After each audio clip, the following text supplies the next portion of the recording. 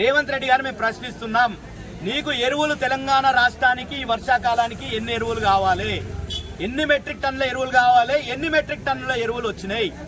దీనికి కారణం మీ ప్రభుత్వం నిర్లక్ష్యం ఉంది, కేంద్ర ప్రభుత్వ నిర్లక్ష్యం ఉంది. దీన్ని ఒప్పుకోవాల్సినటువంటి అవసరం ఉన్నది. రైతులు ఇక్కడ పని లేక ఇక్కడ వచ్చి తిరుగుతున్నారా?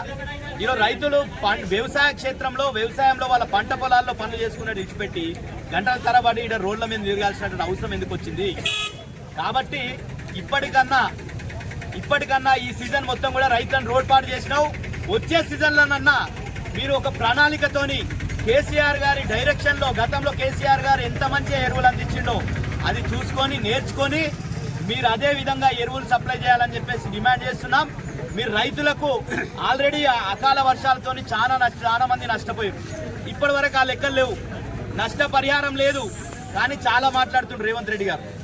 రైతులకు రాజులు చేస్తా అన్నాడు, ఎక్కడ చేసిడు? రాజులను రోడ్ల మీద తీసుకొని వచ్చిండు రేవంత్ రెడ్డి గారు. కాబట్టి ఈరోజు రైతులందరూ కూడా ఈ లైన్లలో సొమ్మసిల్లి పడిపోయినట్టు ఈరోజు పోలీస్ పహారంలో ఎందుకు ఉండాలి వాళ్ళు? కాబట్టి ఇట్లాంటి నిర్లక్ష్యమైనటువంటి వైఖరిని ప్రభుత్వం విడనాడాలి. తక్షణమే రైతులకు కావలసినటువంటి ఎరువులని సప్లై చేయాలి. అదేవిధంగా చాలా మంది కాంగ్రెస్ నాయకులంతా కూడా బ్లాక్ చేస్తున్నారు అనేది తెలుస్తుంది. ఎందుకంటే జిల్లా వ్యవసాయాధికారి నేను ఒక స్టేట్మెంట్ ఇచ్చాడు. ఏమన్నాడు? గతం సీజన్ సంబంధించి 24,400 మెట్రిక్ టన్నుల యూరియా మేము గత సీజన్లో పంపిణీ చేసినాం. ఈ సంవత్సరం 21,000 మెట్రిక్ టన్నులు ఆల్రెడీ పంపిణీ చేసినాం.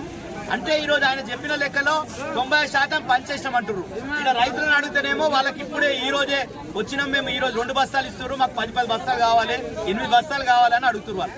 కాబట్టి ఇదంతా బ్లాక్ మార్కెట్లో ఎక్కడ పోతుంది?